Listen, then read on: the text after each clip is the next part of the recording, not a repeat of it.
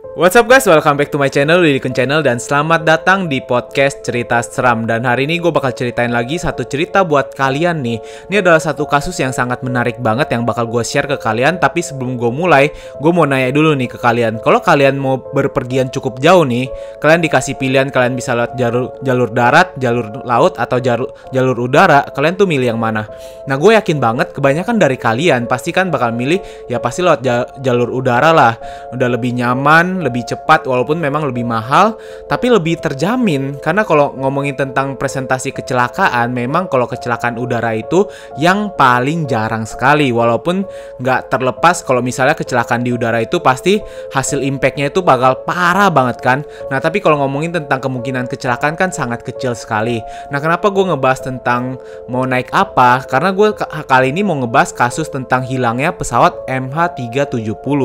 Nah, ini kasus yang udah banyak banget di request karena kemarin minggu lalu tuh gue baru banget ngupdate pesawat yang menghilang 37 tahun kemudian mendarat. Nah, setelah gue nge-update itu rupanya tuh responnya bagus banget, malah banyak banget yang nge-request kasus MH370 ini. Dan memang dulu tuh gue sempet tahu lah kasus ini tuh sangat menarik banget, dimana satu pesawat yang tiba-tiba menghilang begitu saja. Nah, setelah ditelusuri pesawat ini kenapa menghilang, sampai detik ini, sampai saat ini nggak diketahui penyebab itu, apakah benar-benar hilang, apakah dibajak atau bagaimana. Itu teorinya tuh banyak banget dan nggak menutup teori konspirasi yang muncul tuh banyak banget, dari diculik alien, ngelewatin lorong waktu. Jadi tuh luar biasa banyak banget, dan kasus ini tuh menarik banget menurut gue pribadi. Jadi gue mau share ke kalian. Gue juga mau say sorry dulu ke kalian, soalnya minggu lalu gue nggak ngupdate kan. Jadi udah banyak yang nanya kok nggak update. Soalnya kemarin gue juga lagi sibuk, tapi kali ini gue bakal langsung bawain satu cerita ini buat kalian nih ya. Nah, sebelum gue mulai cerita ini, jangan lupa untuk selalu support channel gue dengan cara klik tombol subscribe-nya aja di pojok kanan video kalian. Kemudian kalian klik tombol loncengnya agar mendapatkan notifikasi dari video-video terbaru di channel gue nih. Jangan lupa juga untuk like dan share video ini nanti ya.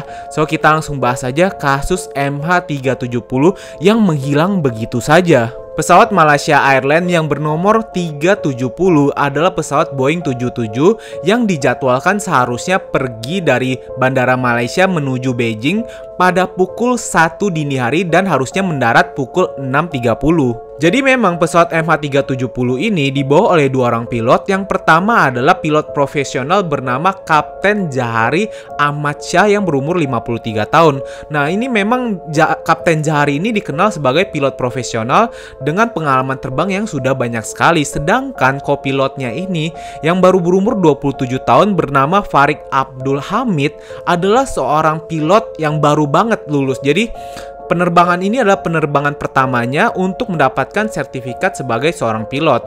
Jadi ya si Jahari ini sebagai pengujinya, sedangkan Farid ini adalah sebagai yang baru banget fresh graduate untuk menjadi seorang pilot gitu.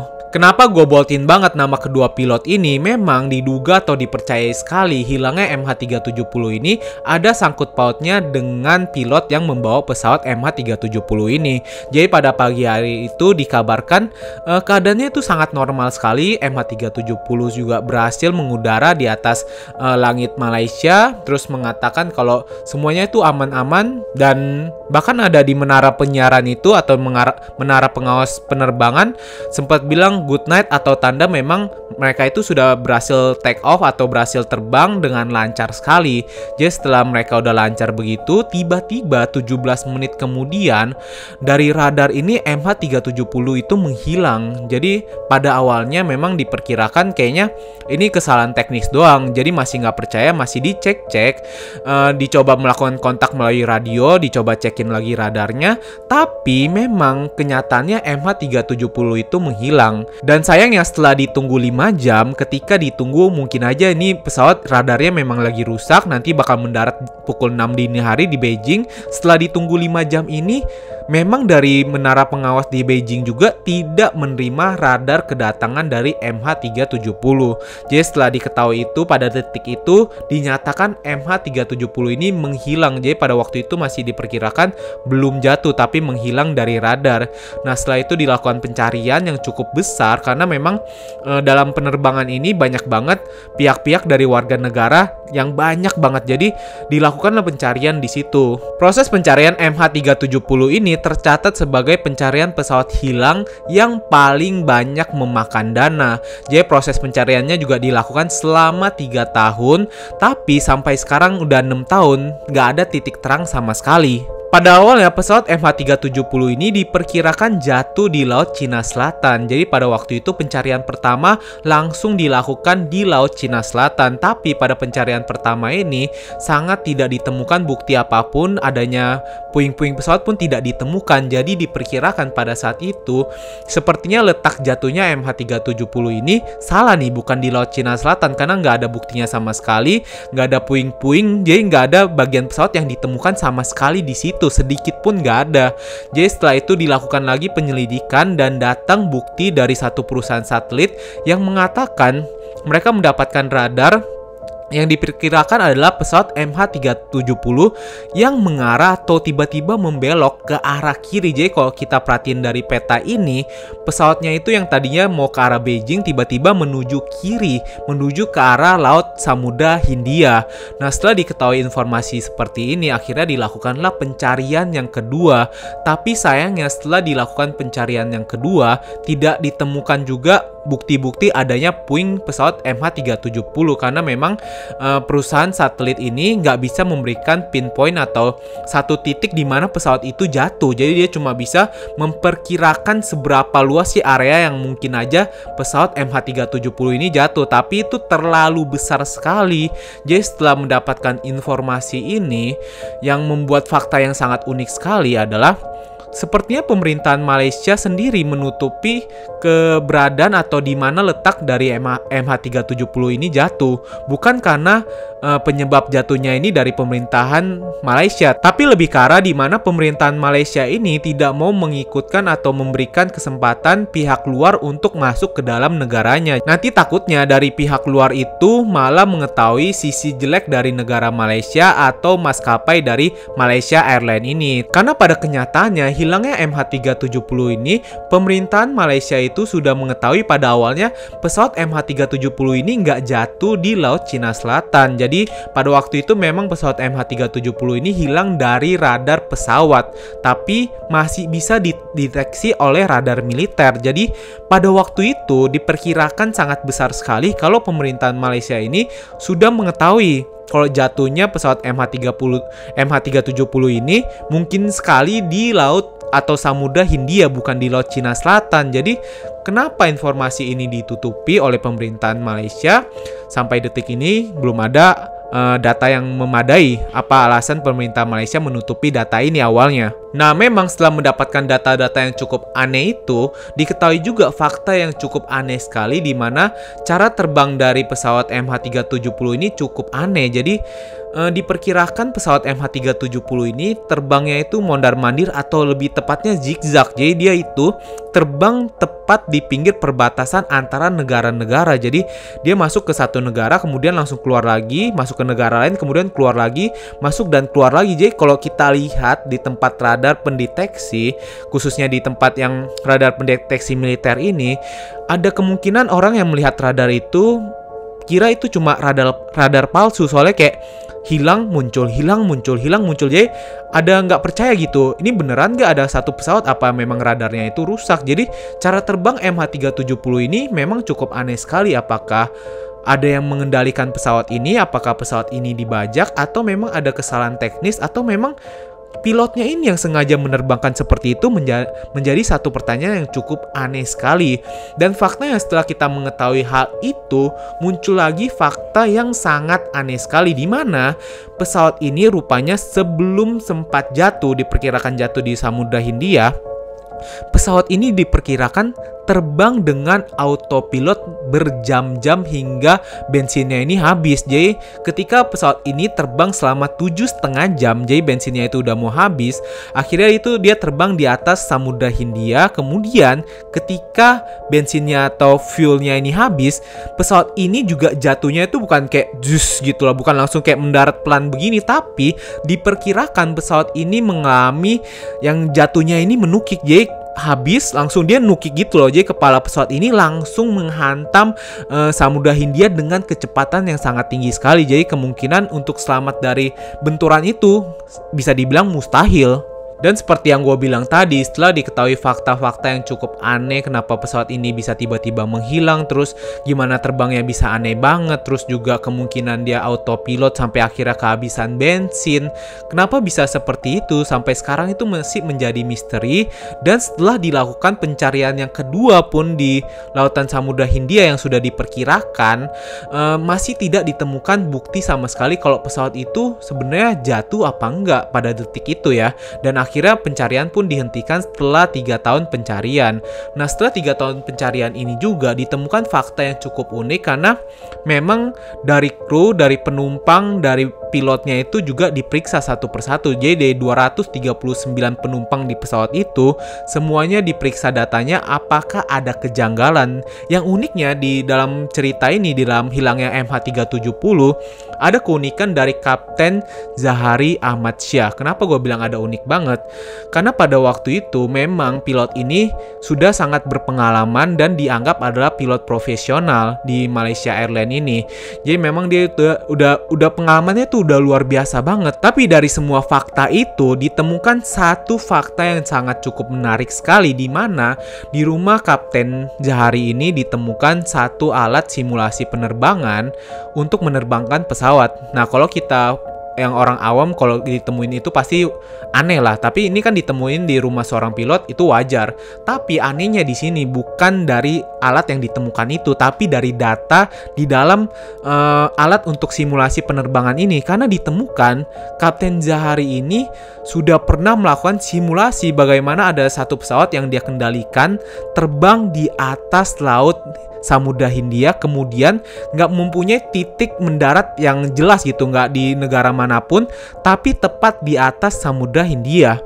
Jadi diperkirakan memang data perjalanan ini persis atau mirip sekali dengan perjalanan MH370 yang mendarat atau jatuh dikendalikan oleh Kapten Zahari ini. Jadi pada waktu itu diperkirakan atau diduga juga Kapten Zahari lah yang melakukan tindakan untuk menghabisi nyawanya bersama-sama dengan seluruh penumpang pesawat itu. Tapi sebenarnya fakta ini sempat nggak disetujui, karena memang dari ribuan penerbangan simulasi alat itu cuma ada 1 atau 2 penerbangan yang cukup aneh seperti ini. Karena kalau kita lihat seperti dua sisi koin, jadi ada sisi negatif yang tadi gue ceritain, tapi ada juga sisi positifnya, dimana kalau seorang pilot melakukan hal itu dibilang itu adalah hal yang wajar, karena dia itu berlatih bagaimana kalau misalnya nanti pesawatnya ini kehabisan bensin, atau misalnya ada kerusakan mesin, ada malfunction dari pesawatnya juga, bisa tiba-tiba harus mendarat di atas air, gimana sih, harus disimulasin kan. Jadi di situ diperkirakan memang kalau Kapten Zahari itu sudah sangat wajar sekali melakukan tindakan itu juga bukan tindakan yang di data itu nggak mendominasi gitu, itu cuma tindakan 1-2 kali yang aneh, sedangkan data yang lain itu cukup valid gitu. Jadi sebenarnya pada awalnya Kapten Zahari ini tidak terlalu diduga walaupun dengan data yang ditemukan seperti itu, tapi fakta uniknya lagi ditemukan keanehan-keanehan lagi dari profil si Kapten Zahari ini, karena ketika ditelusuri lebih lanjut, karena data yang seperti itu harus dilihat lebih dalam lagi valid apa enggak, dicari tahulah kehidupan personal dari Kapten Zahari ini bagaimana sih sebenarnya.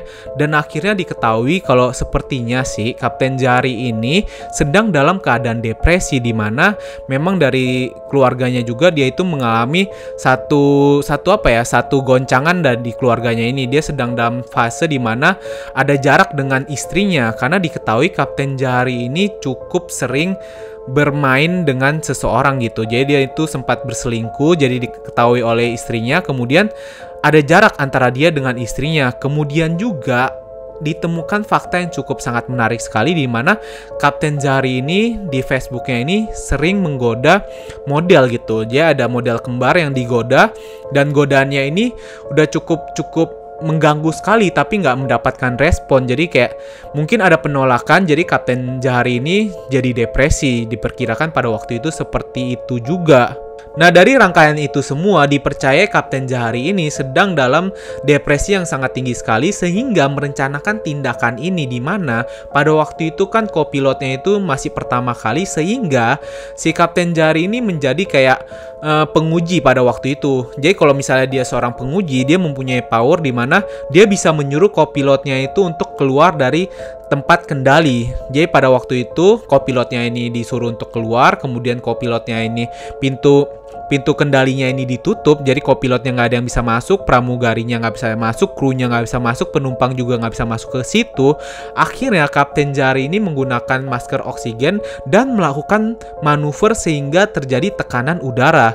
Nah, setelah terjadi tekanan udara itu, banyak penumpang dan krunya ini yang pingsan nggak sadarkan diri, dan akhirnya Kapten Jahari tetap mengemudikan pesawatnya hingga bensinnya habis, dan ketika habis melakukan manuver untuk menghilangkan semua nyawa pada penumpang pesawat itu, termasuk dirinya. Nah, ini memang satu teori yang cukup liar sekali, tidak ada pembuktiannya, dan cuma berdasarkan pemikiran kemungkinan yang bisa terjadi. Tapi memang hingga detik ini pemerintahan Malaysia sendiri tidak mau menerima semua teori tanpa bukti. Jadi pemerintahan Malaysia tetap percaya dengan teorinya yang pertama, di mana memang pesawat MH370 ini terbang dengan autopilot yang dipercayai Kapten Jahari dengan seluruh krunya bersama penumpang-penumpangnya ini tidak sadarkan diri. Jadi itu autopilot, pesawatnya melayang sendiri, kemudian hingga habis bensinnya dan jatuh. Tapi penyebab jatuhnya pemerintahan Malaysia masih menyatakan belum tahu hingga sampai saat ini, dan itulah yang dipercaya, nggak mau dengan teori-teori lain yang nggak ada datanya. Jadi sampai detik ini memang hilangnya MH370 belum ditemukan titik terangnya, belum diketahui, bahkan titik tepatnya di mana sih jatuhnya tuh belum diketahui sampai sekarang. Dan yang sekarang gue mau bahas adalah tentang teori-teori konspirasinya. Memang tadi gue udah ngebahas beberapa teori konspirasi juga tentang pesawat yang mungkin aja dibawa oleh si Kapten Jahari itu, tapi ada juga teori-teori konspirasi yang lain yang menurut gue cukup menarik untuk dibahas nih. Jadi teori pertama itu memang sebenarnya MH370 ini pernah ditemukan oleh seseorang. Jadi ada seseorang yang bernama Daniel Boyer. Dia adalah seorang penyidik penerbangan amatir yang katanya dia menemukan bangkai atau bagian pesawat dari MH370 itu di dalam hutan Kamboja. Jadi ini cukup unik banget. Dia itu menemukan di mana ada Google Map, dia pakai Google Earth pada waktu itu, dan dia menemukan di situ ada moncong dan ekor yang diperkirakan adalah MH370. Kenapa dia bisa bilang kayak gitu? Karena ketika dia perhatikan di bagian ekornya ini seperti ada warna merah yang seperti lambang dari Malaysia Airlines itu loh. Nah, setelah penemuan ini, rupanya 1 bulan kemudian ada seorang yang bernama Ian Wilson juga mengatakan hal yang sama. Dia adalah seorang produser di Inggris yang mengatakan dia juga menemukan bangkai atau bagian badan dari MH370 nggak jauh dari titik yang dikatakan oleh si Boyer itu. Jadi 10 mil dari titik yang dikatakan si Boyer, dia juga menemukan yang sepertinya ini kayak bangkai pesawat gitu. Kalau kita lihat di Google Map itu, di Google Earth itu memang seperti bangkai pesawat. Dan teori ini pada awalnya diperkirakan sepertinya kayak teorinya salah nih.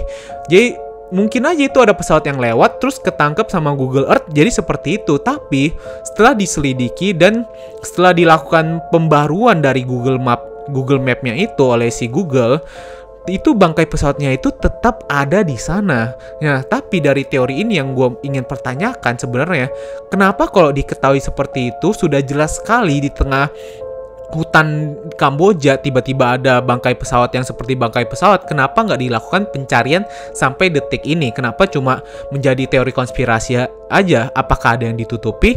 Nah, menurut kalian gimana? Coba komen ya.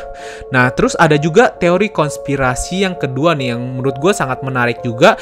Kalau MH370 ini katanya, teori konspirasinya ini katanya diambil atau dibajak oleh pemerintahan Rusia, Vladimir Putin. Jadi wow banget gitu, kenapa pesawat ini dibajak oleh Vladimir Putin? Sampai detik ini memang belum ada penjelasan kenapa pesawat ini dibajak oleh Rusia, tapi ada bukti-buktinya di mana di dalam penerbangan itu ada 3 orang yang memiliki paspor Rusia, 2 diantaranya yang Ukraina, dan diperkirakan, nggak dari situ aja, diperkirakan pesawat ini bahkan sudah mendarat di Kazakhstan yang disewa oleh pihak Rusia. Nah kemudian kenapa sih bisa menghilang, maksudnya kenapa pesawat itu juga bisa berjalan zigzag? Dari teori ini bisa menjelaskan di mana itu sudah dibajak oleh pemerintahan Rusia, jadi radarnya ini memang diretas sehingga diperkirakan pesawat itu tuh nggak berjalan sesuai radarnya kemana, dia kemana. Karena kalau kita perhatiin penerbangan MH370 ini, dia melakukan beberapa kali pemutaran. Yang pertamanya itu ke arah kiri, kemudian ke arah barat, kemudian ke selatan, dan diakhiri ke arah Antartika. Jadi kemana lagi kalau bukan ke arah Rusia. Jadi teori ini sih cukup unik banget dan bisa melihat kenapa pesawat itu bisa menjelaskan kenapa pesawatnya ini berjalan zigzag. Tapi ya memang teori ini nggak mempunyai landasan data yang cukup valid. Jadi gue bilang ini masih menjadi teori konspirasi yang sangat kasar banget. Dan teori konspirasi terakhir yang gue mau sampaikan kepada kalian dan cukup menarik banget gue share ke kalian adalah terjadinya kebakaran ketika pesawat ini lepas landas. Jadi di detik-detik pertama pesawat ini terbang, pesawat itu terjadi kebakaran, kemudian di situ nggak bisa dikendalikan lagi, merusak beberapa mesin pesawat, sehingga pesawat ini tuh si Kapten Zahari ini punya 2 pilihan. Yang pertama, dia itu mendaratkan pesawat ini di atas Penang, di atas pemukiman Penang, sehingga menyebabkan korban jiwa ribuan, tapi kemungkinan dia masih bisa selamat dengan penumpangnya.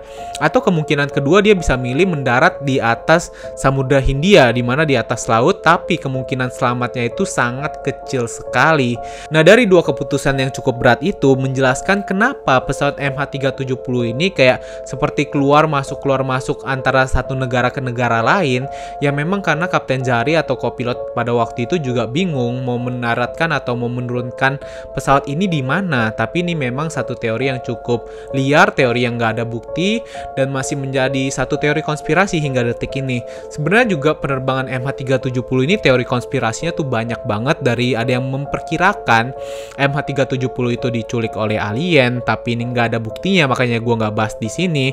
Terus juga ada yang bilang MH370 itu masuk ke lorong waktu, nanti sewaktu-waktu bisa keluar lagi, tapi dalam waktu puluhan waktu balik lagi, nggak ada buktinya di sini, jadi gue nggak sampein ke kalian juga. Dan ada juga mengatakan kalau pesawat ini dibajak oleh Amerika Serikat, udah dibawa turun ke pangkalannya rahasia Amerika Serikat, tapi nggak ada bukti valid. Kalau misalnya yang tadi kan yang Putin masih ada beberapa bukti yang cukup meyakinkan, tapi ini nggak ada buktinya, jadi nggak gue bahas juga. Dan masih banyak banget yang bilang juga mungkin aja pesawat ini dibajak, jadi nggak bisa dikendalikan dengan benar, akhirnya pakai autopilot, tapi balik lagi nggak ada bukti sama sekali. Nah, yang gue sampaikan kepada kalian ini teori-teori konspirasi yang ada bukti yang cukup sedikit lah, walaupun hanya sedikit, belum bisa dibuktikan sekali, tapi itu udah menjadi teori konspirasi yang cukup menarik untuk kita bahas bersama kan. Nah, menurut kalian gimana nih dari penerbangan MH370 ini?